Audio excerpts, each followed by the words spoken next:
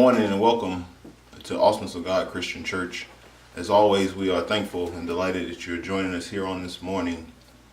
I do want to give a disclaimer that we are about to have a graduate level discussion on love. And I'm going to say some things that you will not agree with, that are probably going to make you feel uncomfortable. And I hope it evokes and provokes some thought and some evaluation or reevaluation, or you to rethink what you think love is, or what we've been taught that love is. So hopefully at the end of this, when we're done, you're going to get a better understanding, and then you'll have to go do some diagnostic check to say, okay, where are you at in your definition and how you love and how we deal with love. So with that being said, let's go to John chapter 15, and we're going to read and start with verses chapter 15. We're going to read verses 12 through 17, and Jesus is speaking. It's in the red. "This is my commandment, that ye love one another as I have loved you. Greater love hath no man than this, that he lay down his life for his friends. Ye are my friends, if ye do whatsoever I command you. Henceforth I call you not servants, for the servant knoweth not what his Lord doeth. But I have called you friends, for all things that I have heard of my Father I have made known unto you. Ye have not chosen me, but I have chosen you, and ordained you that ye should go and bring forth fruit, and that your fruit should remain, that whatsoever ye shall ask of the Father in my name, he may give it you. These things I command you, that ye love one another." This morning I'd like to teach from the topic, looking for a soulmate, crazy love. Crazy is defined as mentally deranged, especially as manifested in a wild or aggressive way. Extremely enthusiastic, and then also it can be described as full of cracks and flaws. So at this time, I'm going to give you another disclaimer to adjust your tray tables, put your chair in the upright position. We're about to reach some turbulence. And I also encourage you, as you watch this, as you hear this, that go and after doing this, go do not only an evaluation of yourself, but talk about it with the people you love, about the conversation of love and how you view each other and how you view it yourself. So some of you guys are going to have to do that, because some of the stuff that I'm going to say is probably going to make you start to question what love is. Do you want to be loved? And we got to walk you back off the cliff. So, but talk to somebody about it, talk with someone about it, and hopefully at the end of this, you'll understand some of what I'm saying. However, I will say this, my thesis statement on this morning is that the idea of marriage or marrying for love is not necessarily biblical. Just writing, so you might want to write that down. The idea of marrying for love is not biblical. And I'm going to explain that. And I did warn you that I'm going to say some things that make you feel uncomfortable. But I'll explain why we feel the way we feel about it. The notion of marrying for love is just as recent here as a few centuries ago. Because before that, we understand that marriage was something that was already put together for people. People arranged marriages. And marriage was merely a way to transfer power. It was for convenience. It was for leverage. It was for property. And it was for transference of wealth. So as a result, what you were expected to do in marriage was not love your spouse. You were going to tolerate them.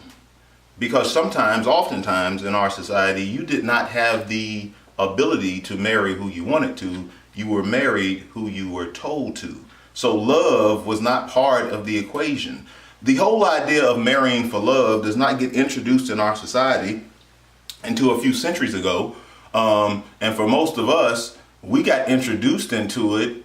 As a result, our society got introduced into it in English literature classes when we started reading English literature, and they started teaching us about romantic novels and romance. And so at the point you start learning about romance is where you start trying to make this connection that you're going to be in some loving relationship, and that's the way this whole thing's coming together. And you're going to meet your Mr. Right, and you're going to fall in love, and that's how the process goes, and everything ends happily ever after. But understand that's not biblical. That is merely something that we have created, and that's something that man has created because we like it. It's a good story. It makes us feel good. And so we don't like to talk about the fact that if you go through most of the marriages, a lot of the marriages in the Bible, they were all arranged marriages. They did not get to choose their mate. So this idea, we love it so much that we get an idea in our mind that our parents actually loved one another, no matter if it was only for one night. And so it makes us feel better because we want to believe that people love each other. And so we like that idea, we like that concept. So that's kind of the way that we were put together. And so, but you'll find nowhere in the Bible will you find that really is true. There is no responsibility there that you have to love in order to marry, but we like it. And so this whole idea is not really biblical, but it's more societal. Our society accepts that. And we can trace it back to 2nd century of Rome. That's when we get an introduction of the whole idea of an engagement happening. This goes back to Roman culture.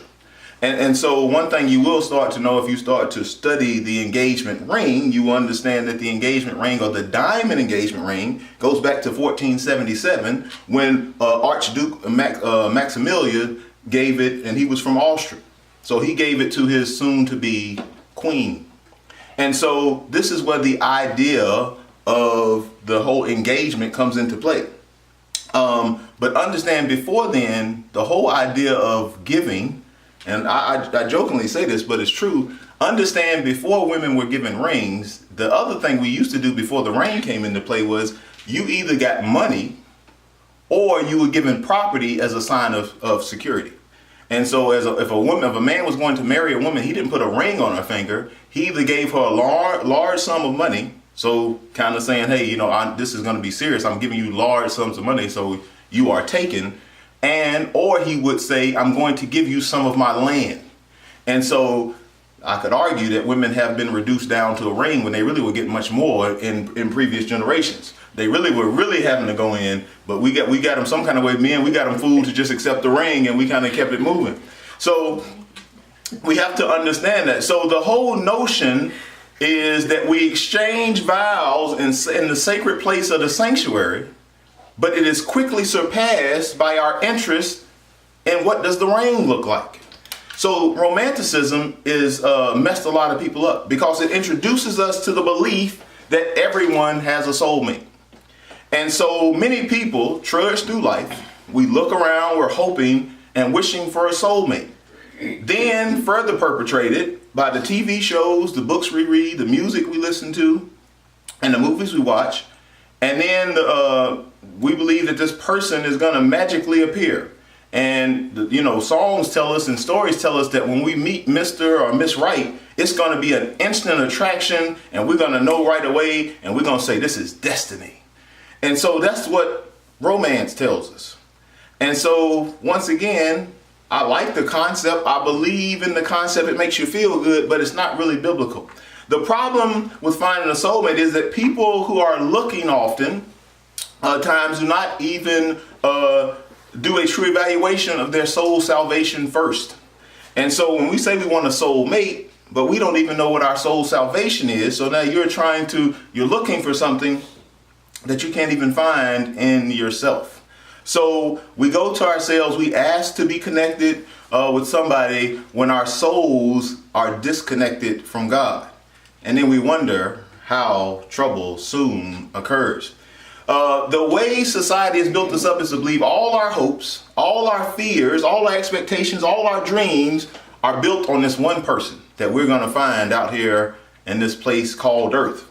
Then the person leaves into a relationship, and we get into a relationship, we leave that relationship, we break up, and now we have an identity crisis because we've put all our hopes, our dreams, our fears, our expectations in a person. And then the relationship falls apart. Then we find ourselves saying crazy stuff like, I'm having an identity crisis and I'm having to put myself back together. So the first question I'd ask you to write down this morning, and you can ponder it and think about it, is how are you now broken if you were first, when you first came together, you were first whole? So now you're saying after a relationship you're broken, but how could you be broken when you were once whole? It makes no sense to me. Another person can't break you, but I would argue that most of us are broken when we enter into relationships. And we didn't get broke in the relationship, we were broke when we first started. And so the soulmate is supposed to now know all your vulnerabilities. They're going to know all your brokenness. They know all your emotions, all the things that make you tick, all your little nuances, all your mood swings. And when they don't understand you, we get offended. And we say to our spouse or to our significant other or to this person that's supposed to be our soulmate, we say, well, I thought you knew me. And so your emotions and the ebbs and flows that we go through as people, our spouse in our mind is supposed to, our significant other, the person we're going to be with for the rest of our life, is supposed to be able to navigate their way through all our stuff. And so when they don't do it, we get upset and we're hurt. And then so we say, well, I thought you were my soulmate. You were the one you're supposed to know all the stuff about. I don't have to tell you anything. You're just supposed to know it. So oftentimes we treat God the same way. So we grow up in an idea that God, I don't need to talk to God because he just knows what's going on. He knows what my situation is, so I don't need to talk to him. And we treat our spouses the same way. So we got to go through the ebbs and flows. We do all this stuff. And then when it doesn't work out, we blame God. Then God has to step back in. And so after we go through the ups and downs, all the crazy stuff, we have to, we ask ourselves, well, I thought you knew me.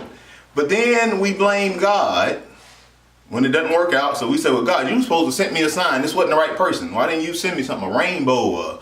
So you supposed to send me a signal that this wasn't the one. And then we start to question God. And we start to ask God, hey, what are you doing? And so God then turns the question around on us, because we do him the same way. So as life goes ups and goes down, sometimes we start to question who God is. And so we start to question whether God hears us, whether he sees us, whether he cares about us. And God is sitting back looking, and he's saying, man, I've been with you all this time. Never left you, never forsake you. And now you question me if I'm going to come through this time. Am I going to bring you through this time? Am I capable of meeting your need this time? So God asks us the same question. He steps back and he says, I thought you knew me. But we have built up this false prism of expectation on this romanced stranger that he's supposed to know us or she's supposed to know us better than our Savior. So if we step back a minute and we think about it, we live in a society that teaches us that we're going to find somebody who didn't create us, that knows all what our likes, dislikes are, where we're weak, where we're strong, what our fears are, what our expectations are. This is a person, we've put this romanced approach that this person exists, but we will not give 2 seconds of thought that we could find that in our Savior. And so the fact that someone say, well, you believe in God or you believe in Jesus, we find that harder to believe than the fact that you would believe that you can find this person on earth that's going to do all these things and knows all this about you that didn't create you. So the second question I'll ask you to jot down today is, you can think about it, ponder it. Is Jesus your soulmate? He knows your brokenness, knows your fears, covers many instances. He covers you. He knows exactly what you've been through, knows what all your pains are, knows the things that you won't tell anybody. Was Jesus really designed to be our soulmate? Many don't know how to love God or experience his love, because our society has taught us about this romanticized version of love. So oftentimes God, when we read it in the book or we hear the stories, we start to question whether that really is love, because it doesn't seem to fit up to the Hollywood English class version that we so like. So how can God, and so the other thing we start to understand is that our definition of love often in our society is connected to a physical relationship. And so we get really disconnected because you understand your relationship with Christ is not a physical one. And so, but in our mind, the only time we can create love or we understand love, it is through physical touch or feel. And so we've never experienced a celibate love relationship. So when you start talking about Jesus Christ, you start talking about the love of Christ, we can't put the two together. And it sounds like it's totally unfounded because we're not used to it. And it's not something that we're taught. So we have to get to a point, and that's why it's so hard to get to a point to truly understand God and his love for us, is because we start to think that the only way for me to love, or the only way for me to receive love, is it has to be physical. And so this creates the hardest problem for the church, because the message for the church is love. We have no other message. So now you have to try to teach and preach love to a generation of people who has no concept of what God's love is. It creates the perfect storm. So go back to John 15:13, and it says this. It says, greater love hath no man than a man that lays down his life for his friends. So the greatest love, Jesus says, is not laying down with someone, but it's laying down for someone. That is a total different concept than what we know, what we see, what we hear in songs, what we're brought up on. And if we're really being honest, it's even different because the first relationship that we even know oftentimes on earth is our parents. And so our parents still are teaching us love, but it's still a physical relationship.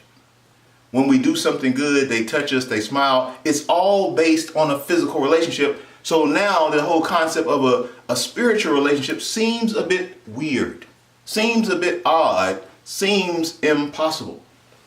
So we got to ask ourselves, is there really an authentic, legitimate love that someone is willing to lay their life down? Is that really authentic? Or seriously, could somebody really love you enough that they would give their life for you? Jesus says that is the greatest love.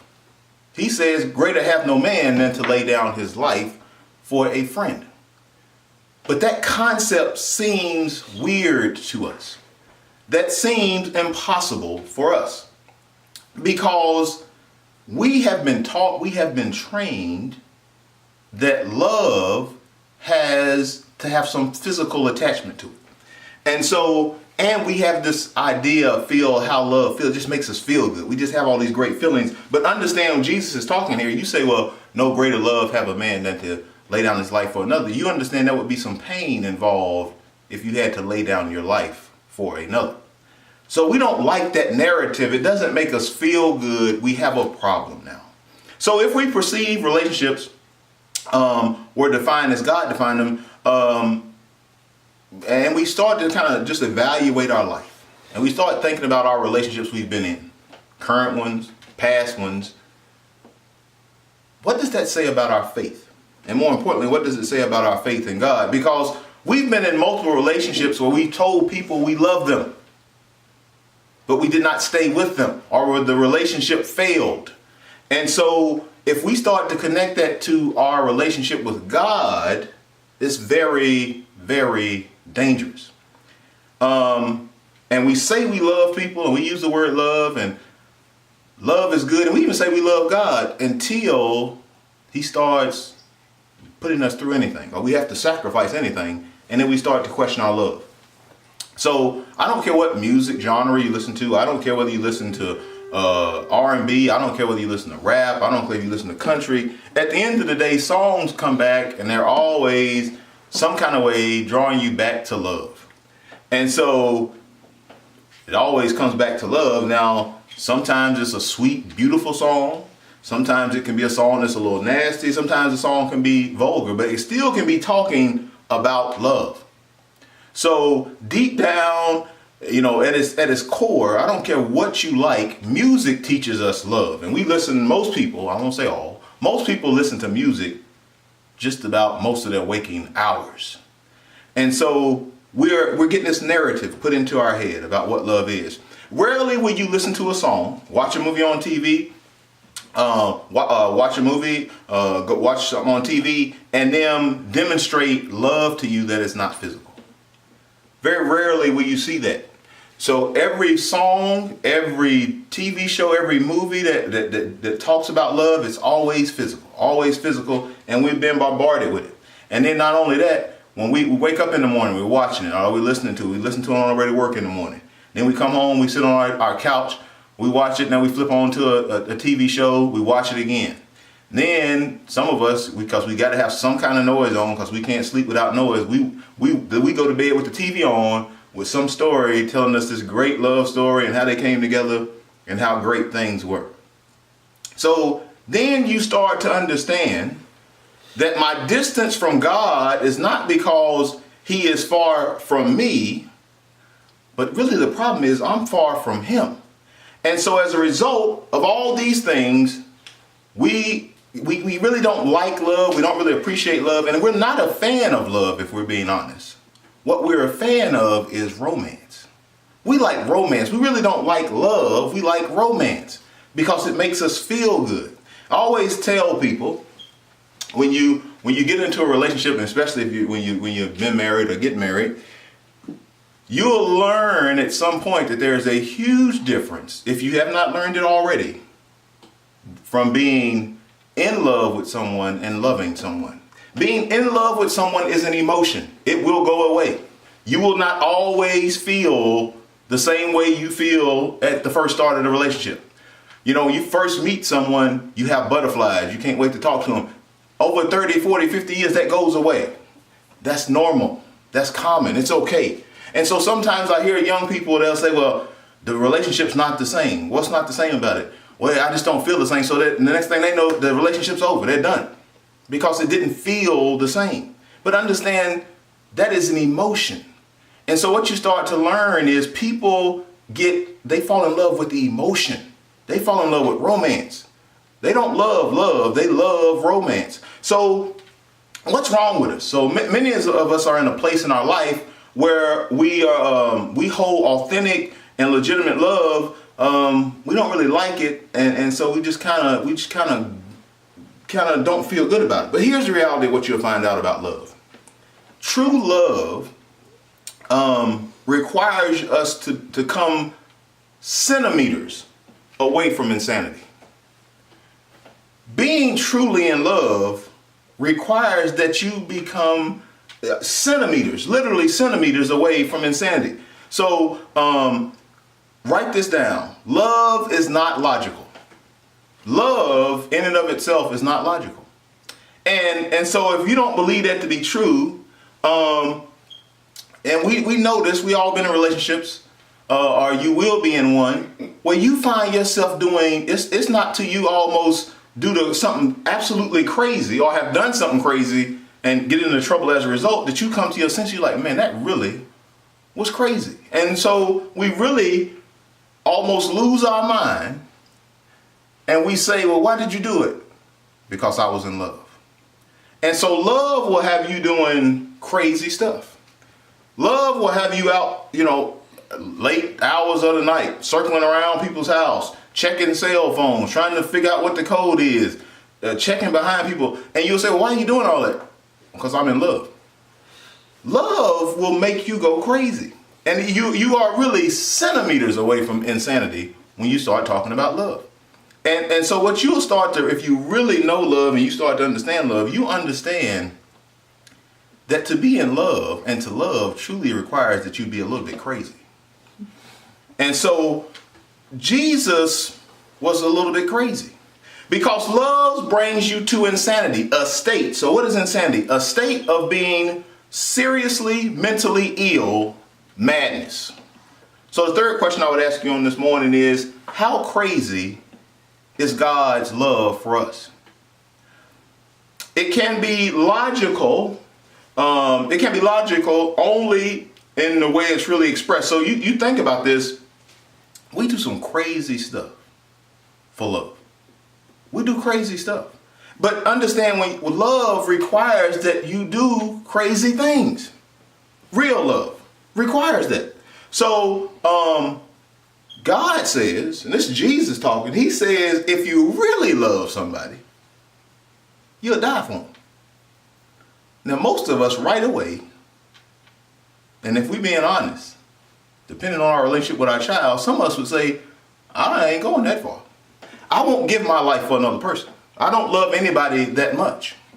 And so that's a hard thing for us to even evaluate what Jesus is saying right here. Jesus says here, God says, no greater love can you have than to give your life for a friend. That's the greatest love you can have. And I'm telling you, if we really have been honest with ourselves, that makes a lot of us uncomfortable. Because if we really do our Rolodex of people in our life, there's a lot of people I say I love. I don't know if I would give my life for many of them. And so we don't like that narrative. It makes us feel a little strange. But I would ask you to do something this morning not to be blasphemous, but just for a second. Imagine yourself if you were Jesus. And so now you have given your life for a person. In his case, many people. But let's just think small for us, because if we go through our Rolodex of people we love, I guarantee you it ain't more than 2 or 3 people that we really would give our life for. And so, that doesn't make us weird, doesn't make us abnormal. That's just what it is. So if we were Jesus and we think about what Jesus did, so let's take about whoever your 1 or 2 or 3 people is in your little Rolodex. You've given your life for them. You, and I guess to put it in our terms, let's say they required a organ donation, and as a result of the donation, you lost your life. So you literally have given your life for a friend at this point. Or for some of you guys, to make you feel better, be more macho, you took the bullet for a friend. So you have literally given your life for a friend. And you got to think about that, because oftentimes we come to Jesus and we fall out with Jesus over some stupid stuff.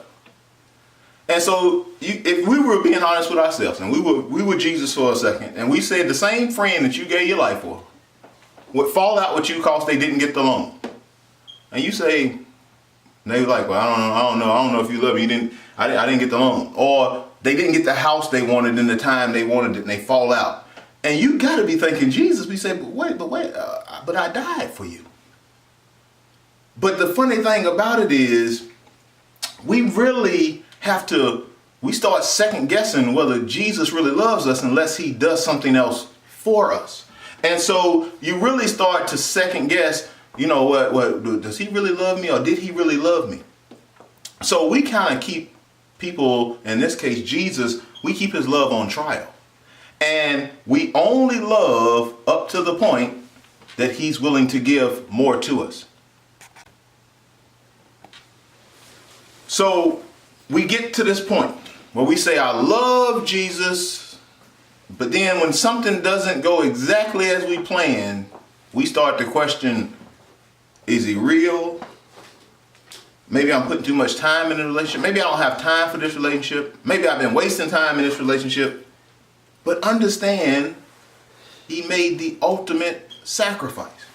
And so if we were being honest, if that truly happened to us, we would not know what to do. So we are not insatiable lovers. We're insatiable consumers. So as long as we're getting something, we can be obsessed. But at the point that stops, the love goes away. So we love God as much as our last blessing. And when I get tired of that, I need him to perform another trick. Otherwise, I start to question things. So consequently, not only is love insane, but you understand to love is insane, but do understand too that being the object of love is dangerous. And the reason that it's dangerous is because people are inconsistent. What you love today, you don't love a month from now. And so no crazier than love is the person that is being loved, because this is a very dangerous role you play. Because the role you play, you're assuming that they're going to love you always. The reality is, though, that they love you in spurts. And so what they are requiring you do is never change. And so why is that so when you say, what does that mean? So understand, when you get into a marriage and you're going to be married for 20, 30, 40, 50 years, you fall in love with the person for where they are at that time. But understand, over 20, 30, 50-year periods, people change.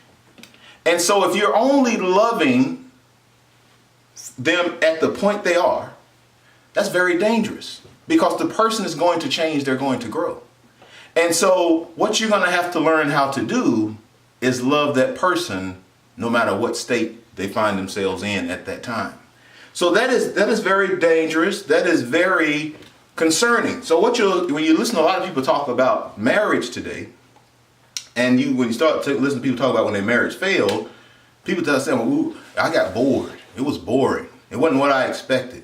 Well, we used to do this, but then we didn't do that anymore, and that's what I enjoy. That's what I like. But understand, what you're really saying is you didn't love love, you love the romance. And so we got to be very careful, because we don't want to work that way. And that's truly not what love is, but that's what we've been taught. So we find out that this is not working. So write this down, and you'll notice to be true. The only people we think are normal are the people we don't know. The moment you get to know people, you start to realize that people are crazy. The only people that we think are normal are the people we don't know. But at the moment you start building a relationship, you get to know people, you find out how broken people are, how much fear they live with, how their upbringing has totally overwhelmed them and changed them as a person. You start to understand how much hate drives people, how much fear drives people, and you start to say, such and such, she crazy. You know what, that brother, they're crazy. And so we start to say that about everybody that we get to know. But now the people we don't know, we think everybody else is the same. It's just we don't know them yet. And we're all a bit crazy. To be in love and to receive love requires that we be a little crazy. We are always looking for the next love. We're always looking. We are told to love is an instinct. We say, love, you're going to know it when you see it. It's going to be instinctual. You'll know. But here's the problem. We've never been trained on discernment.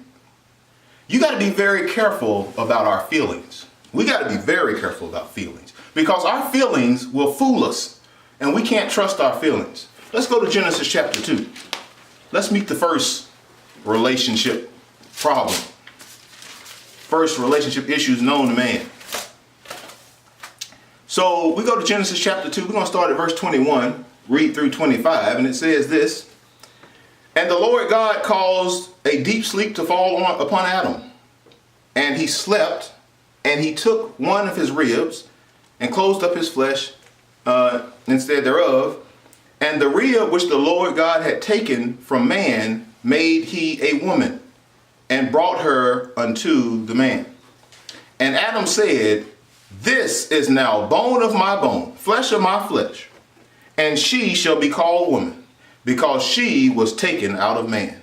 Therefore shall a man leave his father and mother, and shall cleave unto his wife, and they shall be one flesh. And lastly, it says in 25, and they were both naked the man and his wife, and were not ashamed. Flip over just a few pages, and now let's pick the story up in Genesis chapter 3, verse 6 through 13. It says this: "And when the woman saw that the tree was good for food, and that it was pleasant to the eye, and the tree to be desired to make one wise, she took of the fruit thereof, and did eat, and gave also unto her husband with her, and he did eat. And the eyes of them both were opened, and they knew that they were naked, and they sewed fig leaves together and made themselves aprons. And they heard the voice of the Lord God walking in the garden in the cool of the day, and Adam and his wife hid themselves from the presence of God amongst the trees of the garden. And the Lord God called unto Adam and said unto him, Where art thou? And he said, I heard thy voice in the garden, and I was afraid, because I was naked, and I hid myself. And he said, Who told you that you were naked? Hasn't thou eaten of the fruit? Wherefore I commanded thee that thou shouldest not eat. And the man said, The woman whom thou givest me, she gave me the fruit, and I did eat. And the Lord God said unto the woman, What is this that thou hast done? And the woman said, Thy serpent beguiled or fooled me, and I did eat. It's interesting that Adam here shows us, much like most of us, we get in our relationship with our wives, and we swear that she was preordained, predestined, made for us. And you understand that before this, Adam is having daily, almost continual conversations with God. God gives him a woman. And it's interesting that at first, Adam is excited. He says, look at this woman. This is bone of my bone, flesh of my flesh. He said, I'm leaving home for this woman. This is who I'm cleaving to. But at the moment things got messed up, listen to what Adam says. He says, this woman that you gave me is the one that messed it up. And so oftentimes in our relationships, it's not till our marriages start failing that we ever pray for our relationship, that we ever pray with our spouse. It's only when we start knowing trouble is upon us. And understand that's kind of what Adam is showing us here. He had a relationship with God like no other. But at the moment he gets himself into a relationship, we can get on Adam again, and he did not. We understood that God told Adam not to eat from the fruit. He didn't necessarily tell Eve that. So we got to understand that we might have to hold Adam at fault for not sharing information. Sometimes men aren't great communicators.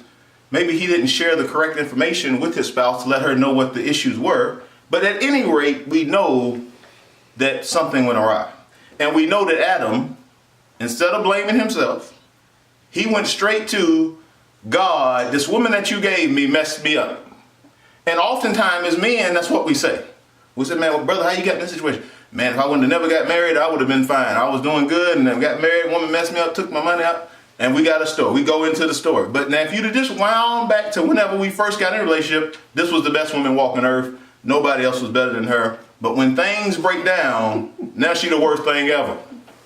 And so we got to be very careful, because we got to be in constant communication and prayer and talking to God, not just when our marriages are in trouble. There's a book called The 5 Love Languages. And so the beautiful thing about God is, and so the book talks about understanding your love language, how you like to receive love, how you give love, and hopefully you can be compatible with your mate. But fundamentally, the beautiful thing that you'll learn about God is God speaks your language. You don't have to see, he already, because he created you, he knows how to speak to you. So sometimes our spouses, they speak past us, right? So I'll give you an example. This week I sent Kim, I didn't send Kim, I actually showed her a video. It was an older woman in the church. She was saying some things about how to keep your marriage together. And I will say it was probably pro-male perspective. So she was speaking and men liked what she was saying. And it's not her whole message. It was a snippet of her message. So I don't know what it was before, what she said after, but some things, she was saying some things about how you got to take care of the man, do this, all this stuff. And me and we were like, yeah, well, this lady got it. You know, she was an older lady, so she had to know what she was talking about. So she was saying, you know, we need to share this with the church, young women in the church. So I showed this to my wife. I'm thinking this is a good thing. The first thing she comes back to me and says is, well, you can do all that. The man still might cheat on you. So, you know, so right away, I'm thinking we speak in one language. I said something that totally went with the total different direction. And so oftentimes we have to be very careful how we approach one another.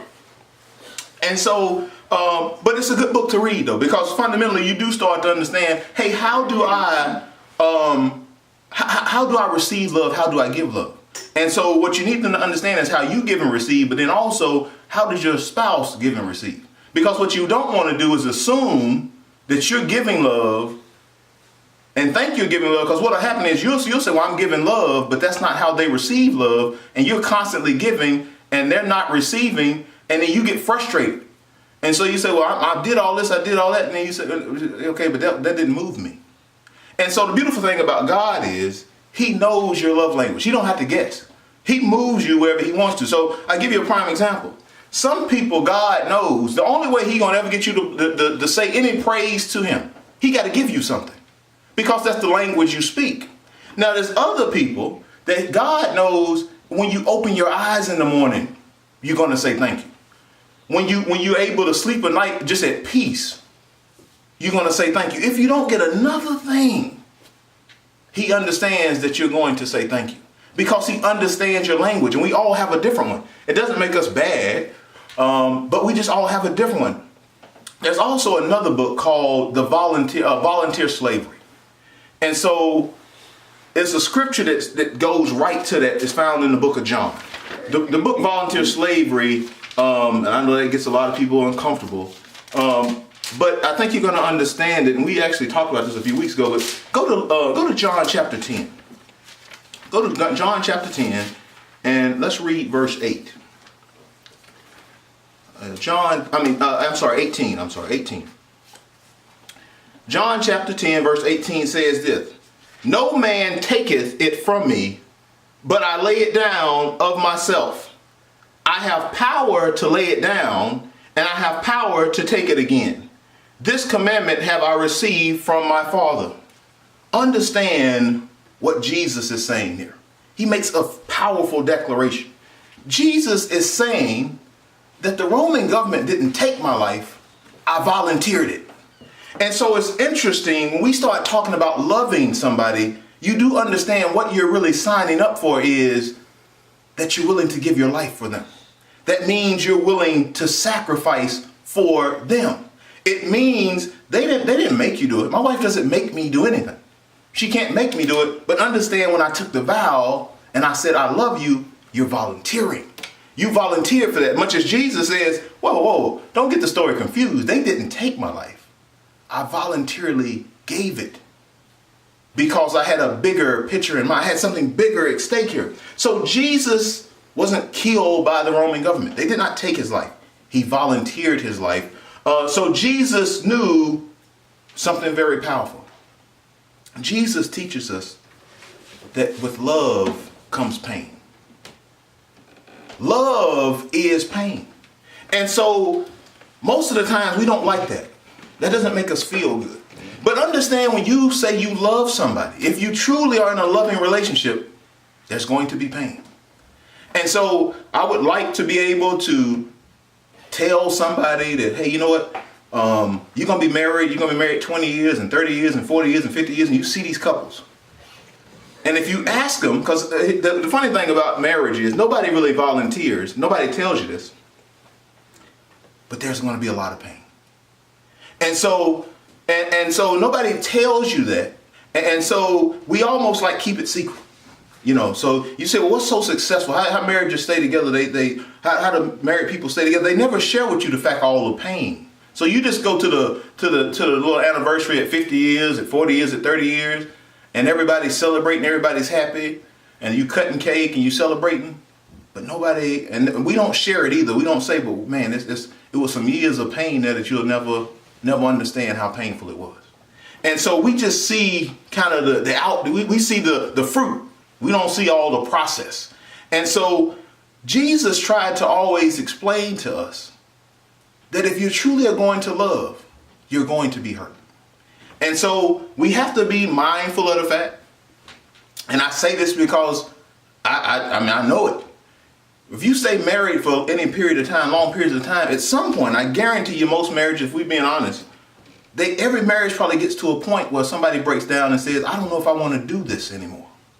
I don't know if the ends equals the means. I don't know if what I'm pouring into them and how much is being poured out of myself, I don't know if I want to do this anymore. I don't know if it's worth it to me. And so nobody ever tells you that part of it. And so you get into a marriage oftentimes thinking that it's going to feel like it did while you were dating, or while you were going through the process and picking out the dress and all that fun stuff. And I always laugh, because I think the craziest thing to me is when I see married people freaking out about their wedding day. It makes no sense to me. That's the best day of your life. That's the easiest your marriage will ever be. Because you got all these people, everybody celebrating, everybody feels good.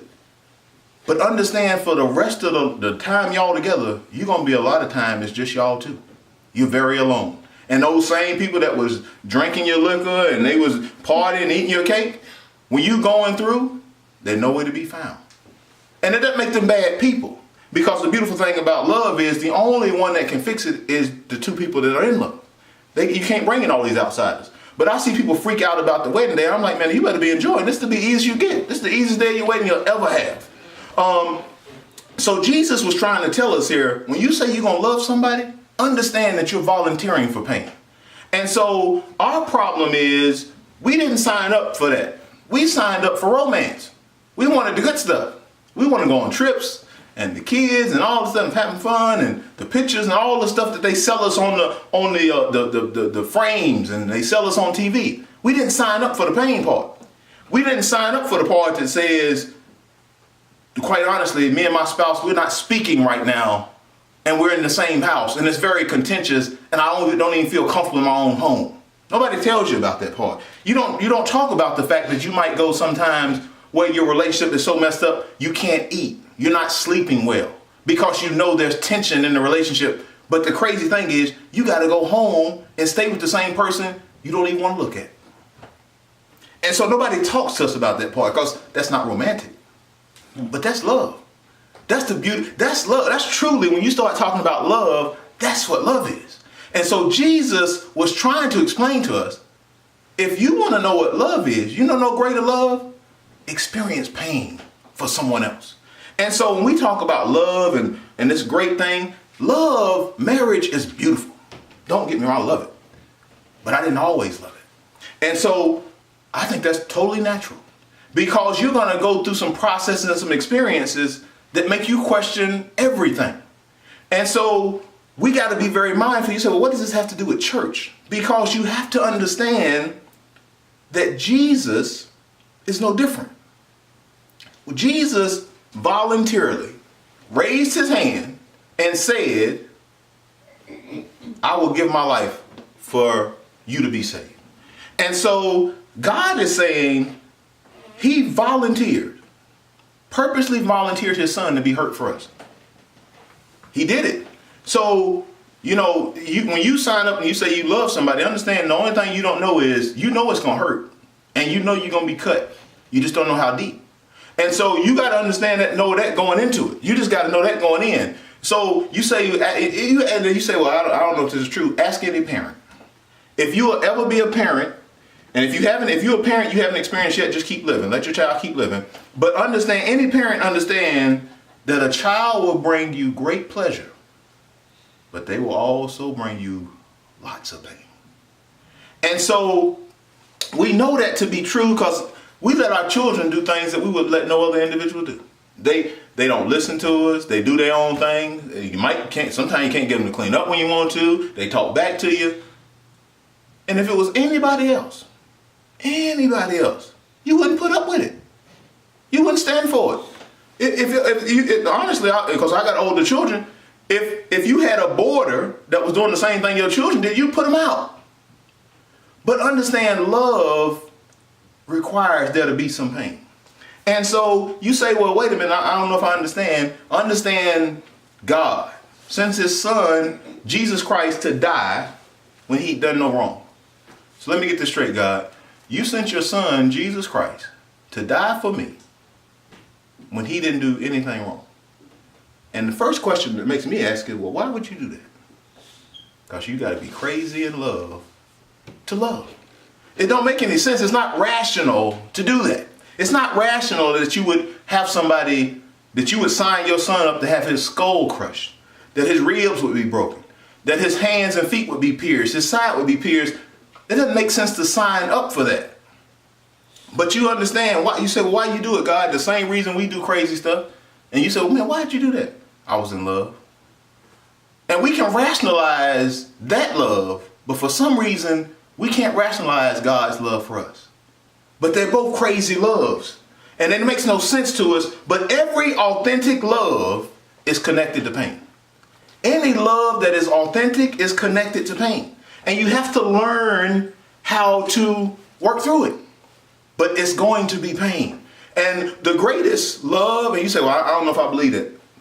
If it hadn't happened to you, keep living. But the greatest anxiety we have is not money. It's not stuff. It's people.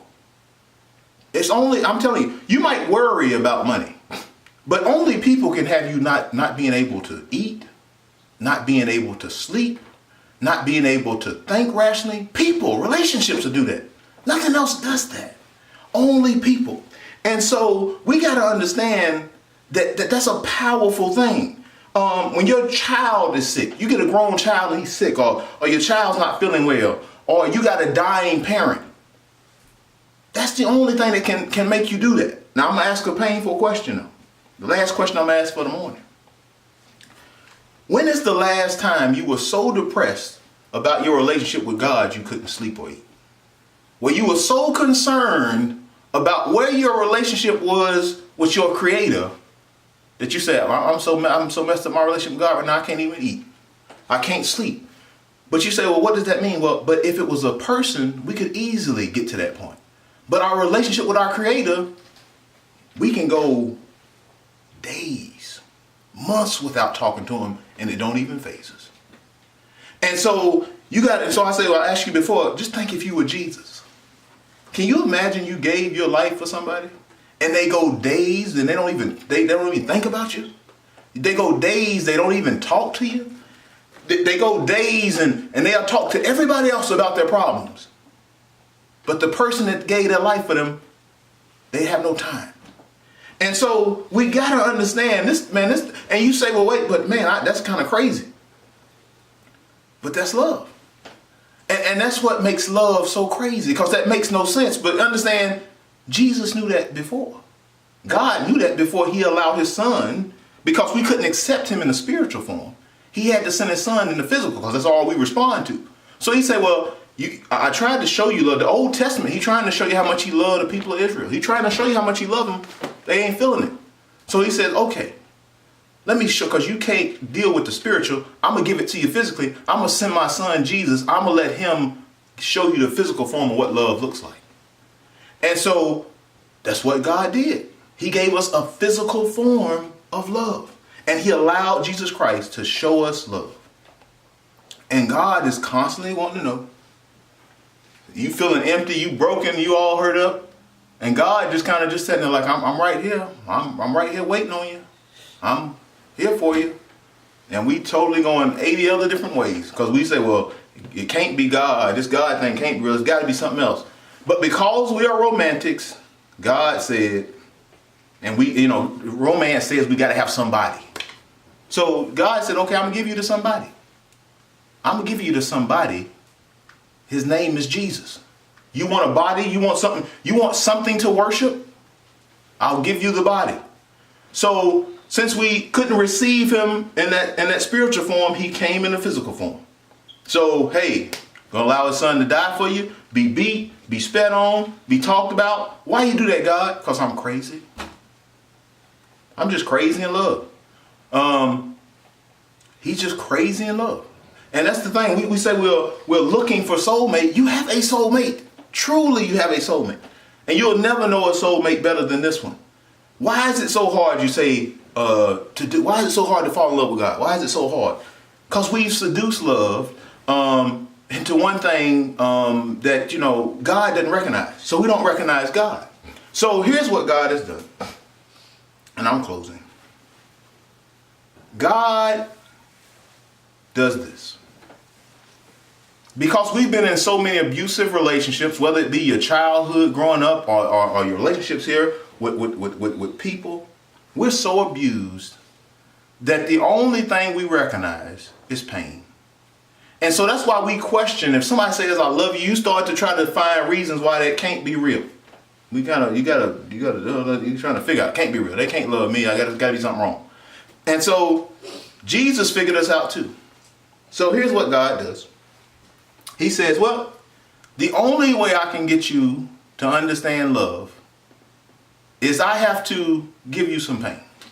Because for whatever reason, that's how we respond.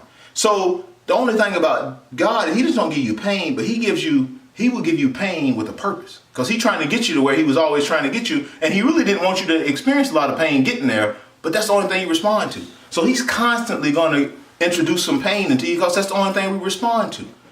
And we have to be very careful, because what we don't understand is we see pain, we get mad at God, we start blaming God. But no. He wants you to understand who he is without the pain, but understand we all messed up in how relationships work and how it's supposed to feel, that we don't understand that pain is part of love. So we get mad with God, so he has to give us some things. We get all frustrated, we figure it out, and we end up where he wanted us to be the whole time. It's just he had to give it to us a different way. I close with this scripture found in Job. And Job, Job starts in Job chapter 13 verse 15. He says this: though he slay me, yet will I trust him, but I will maintain my own ways before him. So understand Job here. Job losing everything. Lost his family, lost all his money. But he gets to a point and he says, even though he slays me, even though he hurts me sometimes, he says, yet I will trust him. This morning, I close by saying this. A lot of people are looking for soulmates, they're looking for love. But make sure and understand that to say you want love is to say two things. One, you got to admit you're crazy. And two, you got to admit you want pain in your life. And you say, well, that doesn't seem right. Yes, but because that's love, that's not romance. And if you say, well, that doesn't have to be true, Jesus is love. And if you read the story of Jesus, it's a painful story, but it ends with a happy ending. But it still ends with a lot of pain. So this morning, I'll leave you with the greatest soulmate you'll ever have, Jesus Christ. But if you want him, you also got to be willing to do and go through what he did for it. God bless you and have a great day.